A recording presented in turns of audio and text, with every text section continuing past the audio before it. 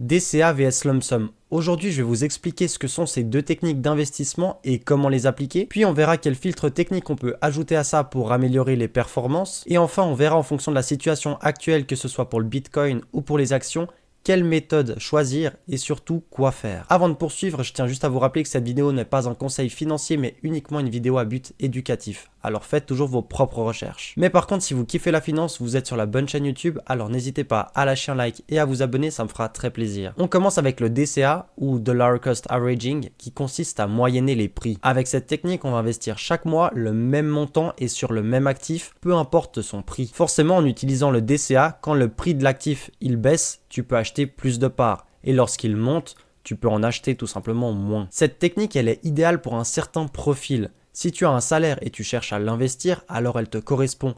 De même, si tu cherches moins de stress et plus de discipline, alors elle est parfaite. Prenons un exemple simple qui illustre comment le DCA peut être profitable. On va tout d'abord supposer qu'on a un marché très volatile. Ta stratégie DCA, elle consiste à investir 1000 € par mois et ça pendant 6 mois. Donc tu as investi un total de 6 000 €. Le prix de l'actif, il suit cet exemple. Il commence à 100 €, puis chute à 80, encore plus bas à 70 et termine à 60 € au plus bas. Et enfin, il remonte à 100 pour finir notre exemple à 130 €. Avec notre technique, le DCA, si tu fais le calcul, tu pourras acheter 71 unités de ton actif. Et forcément, 71 x 130, ça te donne 9 250 € de capital final. Au contraire, avec le lump sum qui consiste à investir tout d'un coup, avec tes 6 000 €, tu pourras acheter 60 unités à 100 €. Et dans notre exemple, 60 x 130, ça te donne un capital final de 7 800 €. Si tu es bon observateur, dans un marché volatile, donc qui commence à un certain prix, qui chute et qui termine plus haut, tu pourras observer que le DCA fonctionne mieux que le lump sum. Et c'est exactement ce que je t'ai noté ici. Le DCA gagne car tu as profité de la baisse pour accumuler plus de parts. On enchaîne avec la technique lump sum qui, comme je te l'ai dit, consiste à investir ton capital tout d'un coup. Cette possibilité d'investissement, elle correspond à un certain profil, type une personne qui a hérité, qui a accumulé beaucoup de cash ou alors qui a eu un bonus et qui voudrait investir et se pose la question: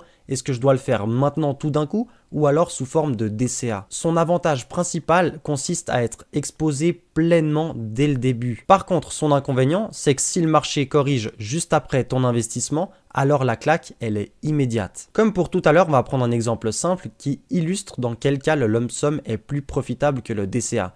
Et ce cas-là, c'est un marché haussier propre. On a exactement le même scénario que tout à l'heure. Tu as 6 000 € à investir et par contre, cette fois-ci, le prix il monte régulièrement. On passe de 100 à 110 pour terminer à la toute fin à 150 €. Pour le lump sum, le calcul il est le même que tout à l'heure. Tu as 6 000 € à investir pour un actif qui coûte 100 € pour chaque part, alors tu peux acheter 60 unités. Avec le DCA, je te fais pas un dessin, tu vas investir un petit peu là, ici, etc. pour terminer à 150. En faisant le calcul, tu tombes à la fin à 56 unités de ton actif. Et puis donc, si tu fais 60 x 150 ou alors 56 x 150, tu obtiens d'un côté 9 000 € pour le lump sum et 8 400 € pour le DCA. Et là, par contre, si tu observes bien, tu verras qu'avec le lump sum, tu as un capital final plus gros qu'avec le DCA. Et c'est ce que je t'ai noté ici. En marché haussier, sans grosse correction, le lump sum surperforme le DCA. Venons-en à ce que dit la recherche. Sur plusieurs décennies et plusieurs marchés, le lump sum bat le DCA 2/3 du temps. Et l'explication, elle est plutôt logique. Les marchés actions ont une tendance haussière long terme. Il va y avoir plus de temps où le marché va monter sainement plutôt que de corrections brutales. J'aime bien présenter dans mes vidéos les travaux de recherche pour avoir un appui. Et ce travail de recherche, il est issu de Vanguard. Le titre nous dit quoi? Le lump sum surperforme la plupart du temps le cost average, donc le DCA. Mais par contre, le DCA surperforme quand même largement l'option de rester en cash. Ici, vous avez les pourcentages, donc 68% du temps, le lump sum bat le DCA. Si on compare l'option DCA à rester en cash, on verra que le DCA surperforme le cash à 69% du temps. Et le lump sum, lui, il surperforme l'option de rester en cash à 70% du temps. D'un point de vue mathématique, avec cette source, on voit que si tu as beaucoup d'argent à investir, alors tu aurais meilleur temps de le faire tout d'un coup plutôt que de manière DCA. On en vient maintenant au filtre 200 jours. quand être investi ou quand rester en retrait. Tout d'abord, c'est quoi la moyenne mobile 200 jours? C'est assez simple, c'est un indicateur technique que vous pouvez trouver sur TradingView ou alors que vous pouvez calculer manuellement en faisant la moyenne des 200 dernières clôtures journalières de l'actif. Mais à quoi sert cet indicateur? Il nous sert à distinguer si on est dans un régime haussier ou baissier et je tiens bien à préciser long terme. Si le prix il se situe au-dessus de la moyenne mobile 200 jours, on considère qu'on est dans une tendance haussière, que l'actif il monte. Par contre, si le prix il est en dessous ou alors que la moyenne mobile s'aplatit ou baisse, on considère que la tendance long terme est baissière. Mais maintenant, qu'est-ce que ça veut dire pour nous qui voulons investir soit de manière DCA, soit de façon lump sum? Si le prix il est au-dessus, alors on est OK pour investir, soit de façon DCA, soit de façon lump sum, ça dépendra de ta situation. Par contre, si le prix il est en dessous, alors là, on stoppe tous les nouveaux achats de cet actif. Et on va se concentrer sur d'autres actifs qui ont leur prix au-dessus de cette moyenne mobile, ou alors avoir du cash ou acheter des obligations, de l'or en gage de sécurité. Je tiens quand même à préciser que ce n'est pas magique. Il peut y avoir des faux signaux que je vais vous présenter juste après. Précision importante après coup, avec cette technique, je ne parle pas de vendre, mais uniquement d'acheter ou de ne pas acheter. Avoir un prix en dessous de la moyenne mobile de 100 jours ne signifie pas vendre ses investissements. Le but ici est d'accumuler un maximum d'investissements sur le long terme et de savoir quand investir intelligemment. Maintenant qu'on a posé la théorie, venons-en à Bitcoin qui se situe en dessous de cette moyenne mobile de 100 jours.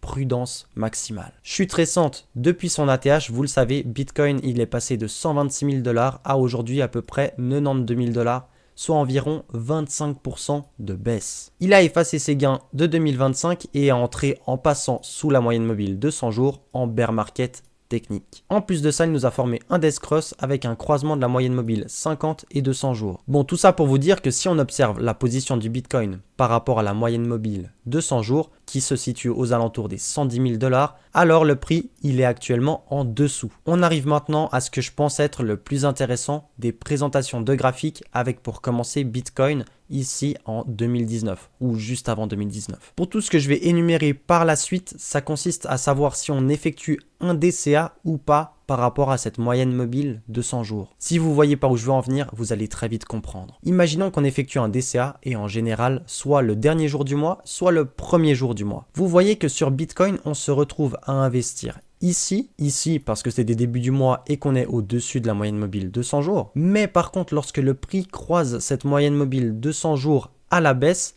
alors ici, on devrait faire un DCA en théorie si on effectue un DCA simple, mais avec la règle de la moyenne mobile de 100 jours, on n'investit pas. Toujours pareil, ici, on n'investit pas non plus, etc. pour tous les ronds bleus. Et regardez bien ce qu'il se passe. Lorsque le prix il croise à la hausse la moyenne mobile de 100 jours, alors on réinvestit, mais tout ce qu'on devait investir ici, on le réinvestit à ce moment-là précisément. Et le plus intéressant, c'est de voir que pendant toute cette période, vous pouvez accumuler du cash ou alors l'investir sur un autre actif qui performe mieux. Et à la fin, lorsque l'actif reprend de la force, vous venez investir tout l'argent que vous avez accumulé de manière lump sum. Selon moi, avec ce filtre essentiel, ça nous permet d'être en retrait lors de bear market et d'investir uniquement lorsque le momentum revient. Deuxième situation, toujours sur Bitcoin, c'est entre 2019 et 2020. On observe ensemble, ici le prix est sous la moyenne mobile de 100 jours, alors on n'investit pas notre DCA qu'on aurait dû faire. Ici par contre, on vient investir notre DCA régulier et cet élément-là qu'on avait décidé de ne pas investir, on le réinvestit ici. Là, de nouveau, on n'investit pas. Ici, on réinvestit ces deux éléments qu'on n'avait pas investis. À nouveau, sous la moyenne mobile de 100 jours, on n'investit pas. Hop,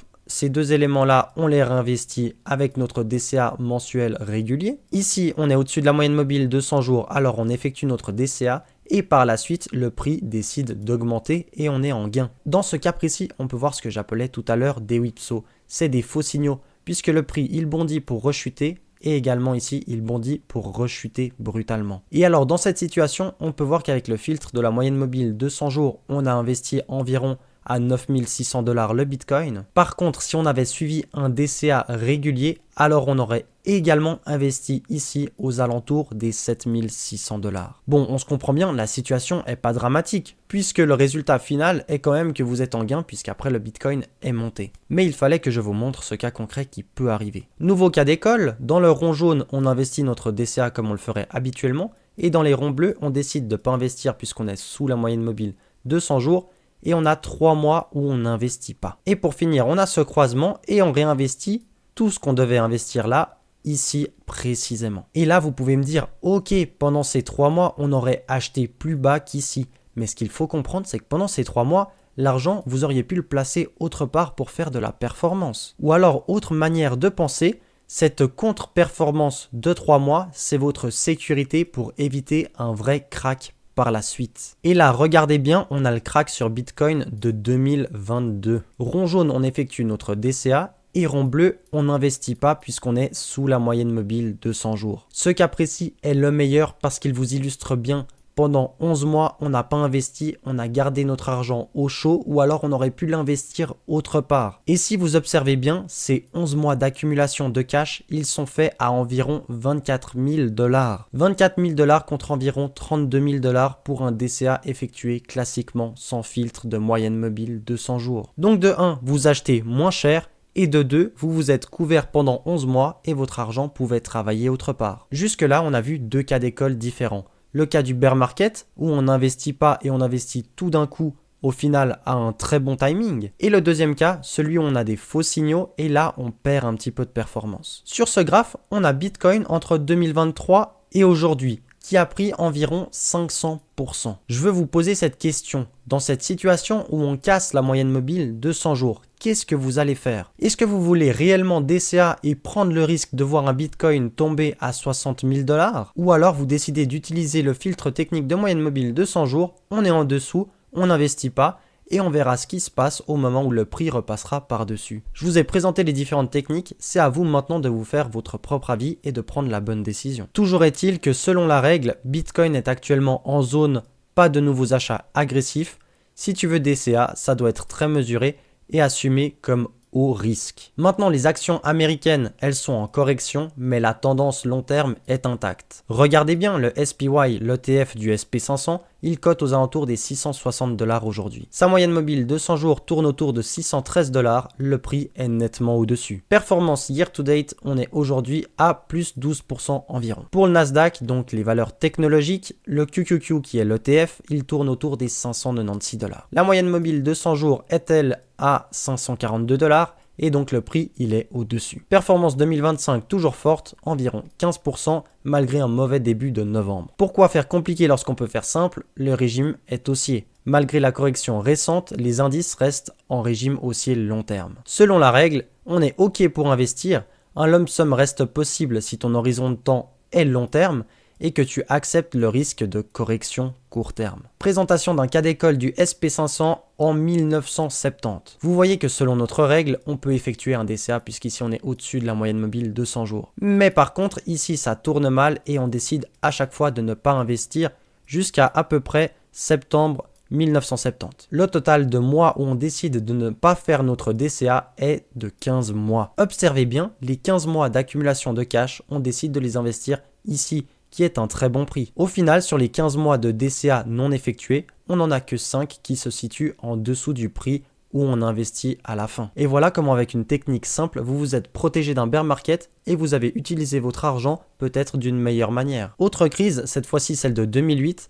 observez bien, on investit ici parce qu'on est au-dessus de la moyenne mobile de 100 jours et là également. Par contre, pendant toute cette période de bear market qui est de 601 jours, on ne touche pas, on observe. Et à nouveau, regardez bien comme le prix d'achat final, il est bon. Alors certes, on n'a pas le bottom, mais on n'est que quelques pourcentages au-dessus. Dernière situation, celle du crack des tarifs. Vous voyez qu'on investit ici parce qu'on est au-dessus de la moyenne mobile de 100 jours et ici.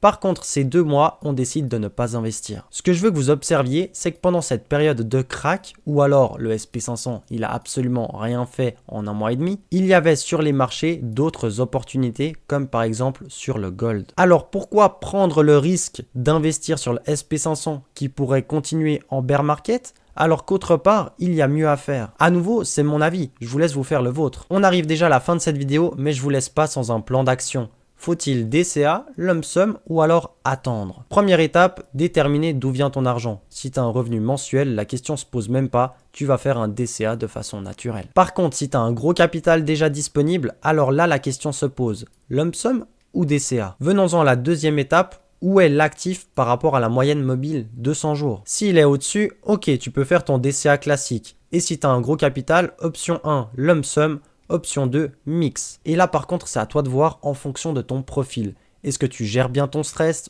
ou pas du tout? Si tu es quelqu'un de plutôt confiant, très jeune, qui a beaucoup de temps devant toi, alors tu peux investir tout d'un coup, peu importe le moment. Puisque sur le long terme, en général, les actions, elles montent. Mais uniquement sur le très long terme. Autre possibilité, tu peux mélanger les deux. Faire un lump sum à un certain moment, sur un petit pullback par exemple, et ensuite faire 6 à 12 mois de DCA. Cette situation, c'est une des plus techniques, mais je pense que mélanger ces deux stratégies, ça peut être une bonne possibilité. Par contre, si l'actif est en dessous de la moyenne mobile de 100 jours, règle stricte, pas de nouveaux achats massifs. Tu peux soit accumuler du cash, soit privilégier d'autres actifs plus sains. Par exemple, des actions au-dessus de la moyenne mobile de 100 jours, des obligations, du cash ou encore de l'or. Et voilà, on arrive à la fin de cette vidéo. J'espère que vous avez kiffé. Si c'est le cas, comme d'habitude, n'hésitez pas à lâcher un like, à me dire en commentaire ce que vous en pensez et à vous abonner, ça me fera très plaisir. Moi, je vous donne rendez-vous en fin de semaine pour une prochaine vidéo et d'ici là, portez-vous bien. Allez, ciao ciao!